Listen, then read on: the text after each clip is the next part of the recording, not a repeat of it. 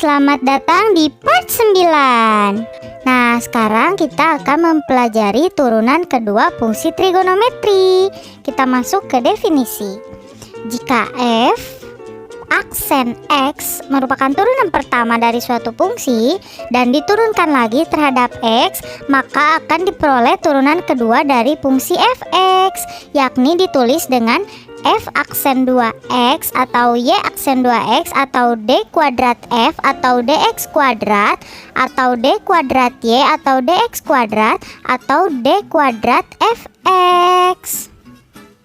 Agar langsung paham, yuk kita lanjut ke contoh soal, eksekusi soal. Nah, di sini ada contoh soal yang kelima.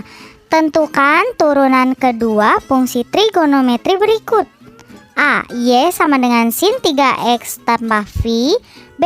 Y sama dengan cos kuadrat x. Dan C. Y sama dengan x cos x. Yuk kita langsung eksekusi. Nah, ini untuk penyelesaian yang poin A. Y sama dengan sin 3x ditambah pi.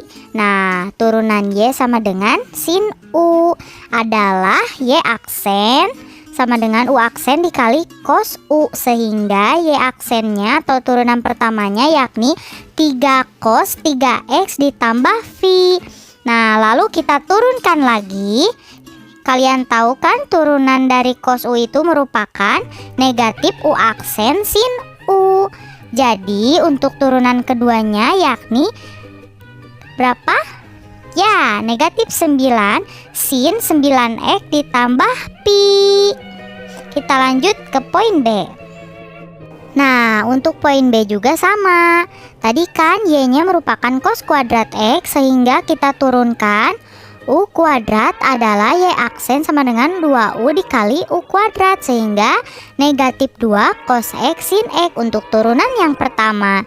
Dan atau kita bisa tuliskan negatif sin 2x, karena kalian ingat sin 2x merupakan 2 sin x cos x. Nah, untuk turunan yang keduanya kita turunkan sin u nya menjadi u aksen cos u. Jadi untuk turunan yang keduanya berapa? Yap, negatif 2 cos 2x. Nah, untuk poin C tadi y nya merupakan x cos x. Kalian tahu kan y sama dengan uv itu ya aksennya berapa? Ya, jadi U aksen V ditambah UV aksen, sehingga untuk turunan pertamanya yakni cos X dikurangi X sin X. Nah, untuk turunan yang keduanya sama kayak tadi, Y sama dengan UV itu pasti aksennya merupakan U aksen V ditambah UV aksen, sehingga negatif sin X dikurangi sin X ditambah X cos X, sehingga menghasilkan negatif 2 sin X dikurangi X cos X. Seperti itu.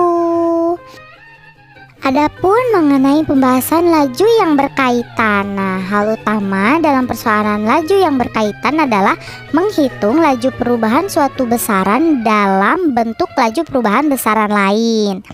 Nah, jika variabel Y tergantung kepada waktu, maka turunannya dy per dt.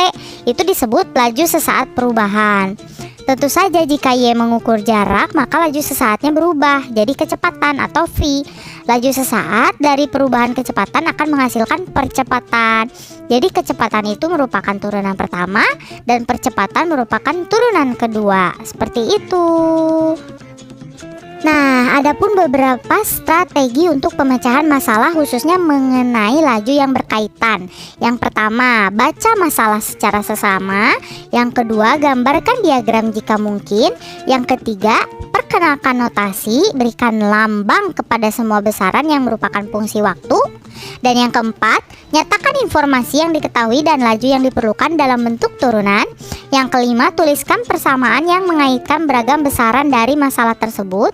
Jika perlu, gunakan geometri untuk menghilangkan satu perubahan melalui substitusi. Nah, yang keenam, gunakan aturan rantai untuk menurunkan kedua ruas persamaan terhadap T. Dan yang terakhir, substitusikan informasi yang diketahui ke dalam persamaan yang dihasilkan dan pecahkan untuk laju yang tidak diketahui tersebut. Nah, setelah itu kita lanjut ke contoh. pada contoh 6 ini ada soal lagi. Sebuah gelombang transversal merambat dengan persamaan Y sama dengan 0,1 sin 1/4 Vt dikurangi 1/4 Vx. Sebuah penelitian dilakukan pada jarak 2 meter dari pusat gelombang. Berapakah kecepatan dan percepatan partikel gelombang itu pada saat detik ketiga? Nah, berarti yang ditanyakan apa? Untuk kecepatan merupakan turunan pertama dan percepatan turunan ketiga menggunakan X-nya 3. Yuk kita lanjut eksekusi soal. Nah, untuk penyelesaiannya tadi kan Y-nya 0,1 sin 1/4 Vt dikurangi 1/4 Vx ya. Berarti persamaan kecepatan dan percepatannya itu untuk Y aksen merupakan 1/4 V, di mana 0,1 cos dikali 1/4 Vt dikurangi 1/4 Vx, sehingga 1/4 0,025 V cos 1/4 Vt dikurangi 1/4 Vx. Dan untuk V aksennya atau turunan keduanya yakni 1/4 V 0,025 V sin 1/4 Vt dikurangi 1/4 Vx sama dengan 0,00625 V kuadrat sin 1/4 Vt dikurangi 1/4 Vx. Nah, ini pada saat T-nya 3 detik dan X-nya 2 meter kita hitung, maka untuk kecepatannya atau V sama dengan 0,025 V cos 1/4 V. Tadi kan diganti jadi 3 ya T-nya, dan untuk 1/4 Vx, X-nya ganti sama 2. Kita hitung deh ke bawah. Tinggal menghasilkan 0,025 V dikali setengah akar 2. Karena V itu berapa? Iya, betul. Jadi 0,0125 V akar 2 atau sama dengan 0,056. Nah, lalu untuk percepatannya gimana, Kak? Ya sama, kita masukkan T-nya 3 dan X-nya 2, sehingga 0,00625 V kuadrat sin 1/4 V dikali 3 dikurangi 1/4 V dikali 2, sehingga menghasilkan 0,00625 V kuadrat sin 1/4, dan kita sederhanakan menjadi 0,00625 V kuadrat setengah akar 2, sehingga menghasilkan 0,0436. Jadi sudah diketahui ya bahwa kecepatannya 0,056 dan percepatannya 0,0436. Nah, jadi dapat disimpulkan bahwa kecepatan partikel gelombang pada detik ketiga di posisi 2 meter dari pusat gelombang adalah 0,056 meter per detik dan percepatannya adalah 0,0436 meter kuadrat per detik. Kita lanjut ke contoh soal selanjutnya. Nah, seseorang berjalan menurut tapak lurus pada kecepatan 4 meter per detik. Lampu pencari terletak di tanah sejauh 20 meter dari tapak dan tetap dipusatkan pada orang itu. Pada laju berapa lampu pencari berputar jika orang itu berada 15 meter dari titik tapak yang terdekat ke lampu pencari? Yuk kita eksekusi. Nah, di sini ada ilustrasinya teman-teman. Jadi itu senternya dan itu ada orangnya kan. Lalu ada X. X itu merupakan jarak dari titik pada tapak yang terdekat ke lampu pencari ke orang tersebut. Dan kita misalkan O itu adalah sudut antara sinar lampu pencari dan garis tegak lurus pada tapak. Yuk kita lanjut. Nah, jadi diketahui bahwa dx per dt-nya itu merupakan 4 meter per detik dan diminta mencari do per dt pada saat x-nya 15. Persamaan yang mengaitkan x dan o dapat dituliskan berdasarkan gambar yang tadi ya.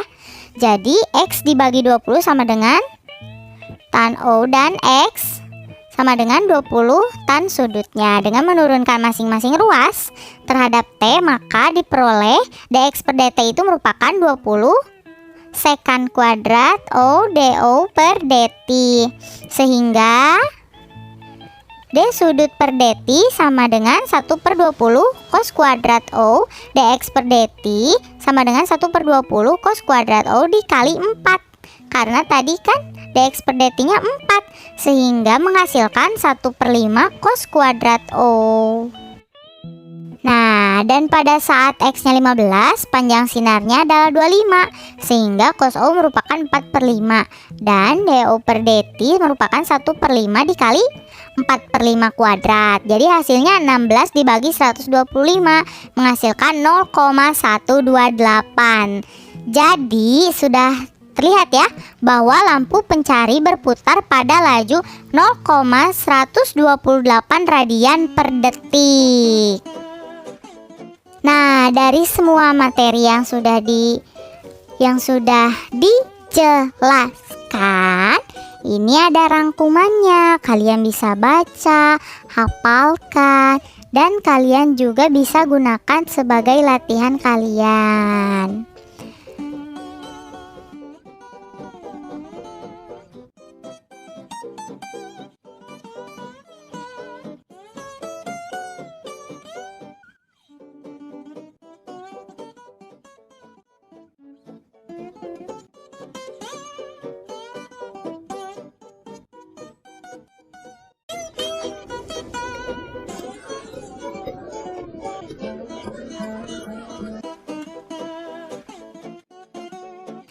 Nah, dan ini untuk latihan soalnya. Jangan lupa dikerjakan ya. Dan karena part 9 sudah berakhir, jangan lupa tonton part terakhir yakni part 10. See you next video. Goodbye.